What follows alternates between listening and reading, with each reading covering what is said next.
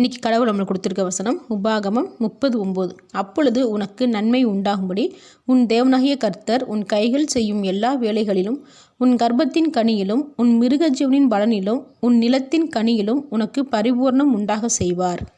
இந்த வசனத்தை கொண்டு கடவுள் நம்மகிட்ட என்ன சொல்கிறத பார்ப்போம். நமக்கு நல்ல வேலை, லாபம், குழந்தை, உயர்வு, முன்னேற்றம் இது எல்லாத்தையுமே தேவன் பரிபூர்ணமாக தருவேன்னு சொல்கிறாரு. அதாவது இது எப்போ தருவார்னு பார்த்தோம்னா உபாகமம் 30:8 நீயோ மனம் திரும்பி கர்த்தரின் சத்தத்துக்கு செவி கொடுத்து அவர் சொல்கிற வார்த்தையின்படி செய்யும்போது இவ்வளவு ஆசீர்வாதத்தை நமக்கு தருவேன்னு சொல்கிறார். சில பேர் தப்புகளை திருத்திக்கிட்டாலும் அவங்களோட வாழ்க்கையில் எந்த முன்னேற்றத்தையும் சந்தோஷத்தையும் அடையாமல் அப்படியே இருப்பாங்க. அது எதுனாலன்னு பார்த்தோம்னா நம்மளோட தப்புகளை திருத்திக்கிட்டு நாம் அதோடு அப்படியே நிற்காமல் தேவன்கிட்ட நம்ம போய் உங்கள் வார்த்தையின்படி நான் செயல்பட தயாராக இருக்கேன், நான் என்ன செய்யணும்னு சொல்லுங்கன்னு அவர்கிட்ட கேட்டால் தான் நாம் என்ன செய்யணும், எங்கே போகணும், யாரை பார்க்கணும், இப்படி எல்லா விஷயத்தையும் சொல்லுவார்.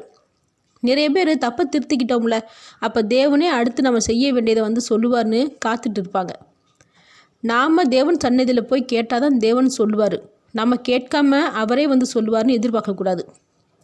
அப்போது நம்ம மனம் திரும்புதலோட தேவன் முன்னாடி பணியவும் செய்யணும். தேவனோட வார்த்தைக்கு ஆர்வத்தோடு காத்திருக்கணும். அப்போ தேவனுடைய திட்டத்தை வெளிப்படுத்துவார். அப்போது நம்ம அவர் வார்த்தையின்படி செஞ்சோம்னா எல்லா ஆசீர்வாதத்தையும் நமக்கு தருவார். ஆமேன்.